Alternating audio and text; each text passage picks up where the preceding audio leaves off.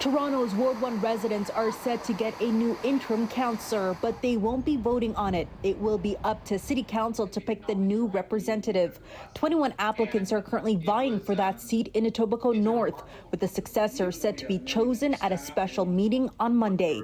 Among those hoping to win the appointment, Allison Canning, who ran for trustee with Toronto's Catholic School Board in 2018. I want to fight and advocate for the parents, the individuals, many of them being new immigrants and refugees who can't or simply are too tired or too busy to advocate and speak for themselves on the barriers they're facing.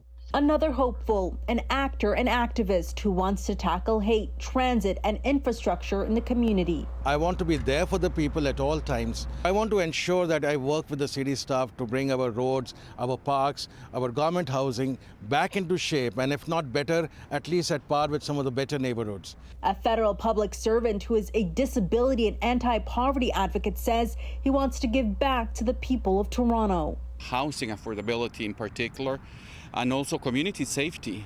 But my main concern right now, first and foremost, I think what they ultimately need is to have a voice in City Council. Is urgent. Another public servant says she wants to pick up where the former area councillor Michael Ford left off. Priority would be economic development, jobs, public safety, and some municipal licensing standards, property standards, according to the 311 database, just to serve the residents, to be there for them to be a voice. The interim councillor will serve the remainder of the term ending in mid-November. That's when Toronto's newest round of elected representatives will be sworn in.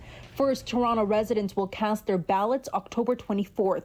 So far, there are 8 candidates in the running for Ward 1 in the general election, including Dev Narang. Walter Alvarez says he will be running too. Rose Milchin says to counter out, while Allison Canning says this. If the opportunity comes up and if I am asked, I will address that then. This is the second time city councillors will have to fill the Ward 1 seat left vacant by Michael Ford.